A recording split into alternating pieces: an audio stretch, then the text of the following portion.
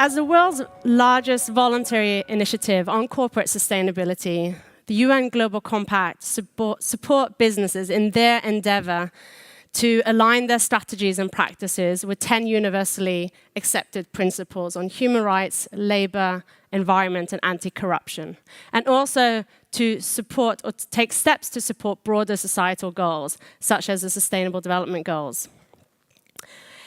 The commitment of the UN Global Compact is also to incorporate that not in just your own business, but also in a supply chain as well, which is key.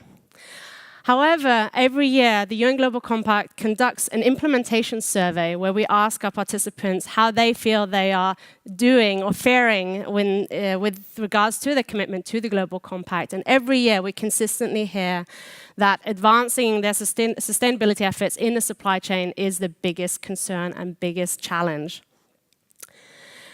Size of supply chains, the complexities, the distance between headquarters and sub-tier suppliers, 5, 6 tiers down, and just not, lack of understanding how far down they should be going to address issues in the supply chain are some of these key reasons why there's such a challenge. And on the other hand, there's increasing pressure, requests for companies to address and look into issues in the supply chain, both from investors, from consumers, peers, and now the last wave of change is really looking at governments and how they're making a difference by new acts of legislation, both regionally as well as you see the UK Modern Slavery Act, the French Human Rights Due Diligence Law in the US, the California Transparency Act, and so on and so forth. So we're really seeing all the stakeholders coming together to, I would say, to look into these supply chains issues. And although we have seen an amazing improvement in terms of increased transparency in response to this, and new technology, we've heard examples of some, platforms to share information, to increase the visibility in a supply chain. And also we've seen an unprecedented amount of collaboration between businesses and within multi-stakeholder groups.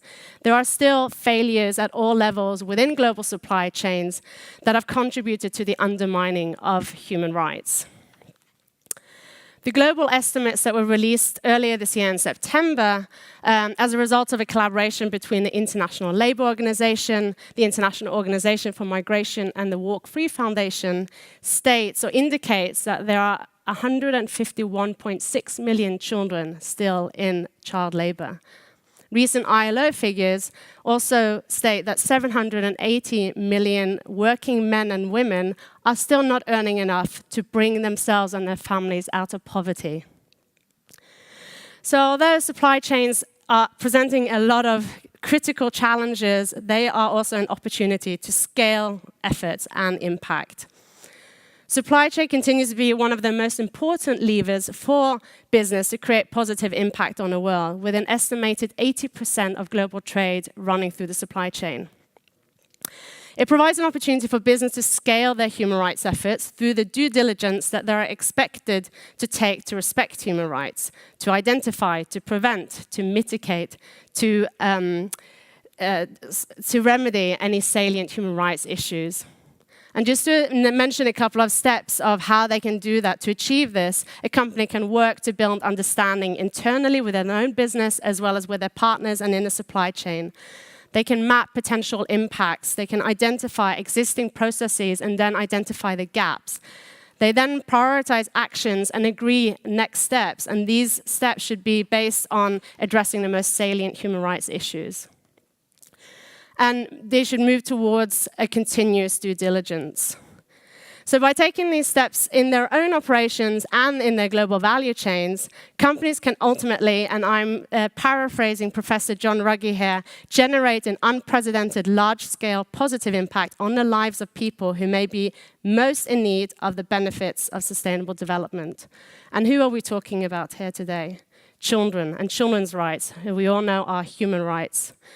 They can be affected directly and indirectly through supply chains.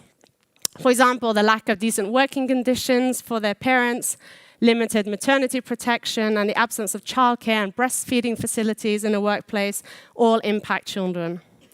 Similarly, there are also impacts beyond the workplace to be noted as well, such as inadequate living conditions in the community, poor maternal health and nutrition, lack of access to basic services and education for children, and also environmental pollution. And these are also critical areas that impact the well-being and health of children. I also wanted to echo Her Royal Highness Crown Princess Victoria in stressing that relating to the SDGs, all the SDGs are relevant to children, and it's all interconnected. So it's really important to take that holistic approach and going beyond the workplace and addressing this. So there are, in addition to the steps I mentioned earlier in terms of the due diligence, there are a couple of other critical elements that can help realize children's rights in the supply chain. Leadership practices, we've heard some great examples already today. Leadership practices from the community of business to engage and inspire other businesses also to take the step on this. I wanted to provide one example of a ethical supply chain program for the toy industry, ICTICare, that are addressing the challenge that there are estimated 62 million children in China left behind in rural villages whilst their parents head into the cities to work. And ICTICare has piloted projects to create family-friendly factory spaces to help reunite the families in the summer holidays when the children are not at school, because these are children who sometimes go years without seeing their families or their parents. Collaboration is another critical element. And again, we've heard examples of it here today, and this is one part of it. We're in the midst of a great collaborative effort. And scale really happens when companies start working together with their peers across sector for cross-sector learning, as well as with other stakeholders. And yes, the wonderful example of the Global Child Forum, where you do bring stakeholders together to support action for business. You provide this platform for knowledge sharing, and also to foster, to support partnerships. I think this is critical that companies can come together and share learnings from other sectors. And then just to reiterate, the holistic approach to the challenge and going beyond the workplace is another key piece. Ultimately, transparency as well. You need to tell everyone out there what you're doing. It's important, it's irreversible. Transparency is something you can't avoid anymore. So companies who've already started being more and more transparent are ahead of the game. Otherwise, you don't want to be reactive, which is going to be the case. So the UN Global Compact is delighted that the Global Child Forum is using the children's rights and business principles as a foundation to engage with business on this issue.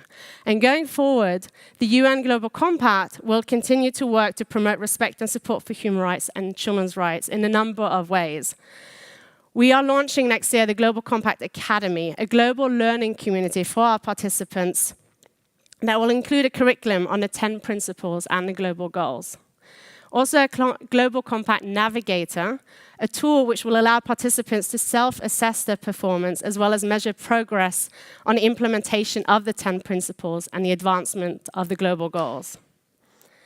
There are many other examples, but I also want to list a final one is the action platform on decent work in global supply chains, which is really the objective of ensuring that we take a human rights, also children's rights-based approach to advancing the SDGs. And we're partnering with the ILO and UNICEF on this. And the vision for this action platform is that business will respect human rights and fundamental principles and rights at work by leveraging the supply chain and taking collective action to address decent work deficits. Actions include learning and sharing again, and addressing some of the root causes through local level collaboration, company commitment, collaborative commitment. And we look very much forward to collaborating with the Global Child Forum on several of these initiatives going forward to support your work as well. So thank you very much, Your Majesties, ladies and gentlemen, for your time.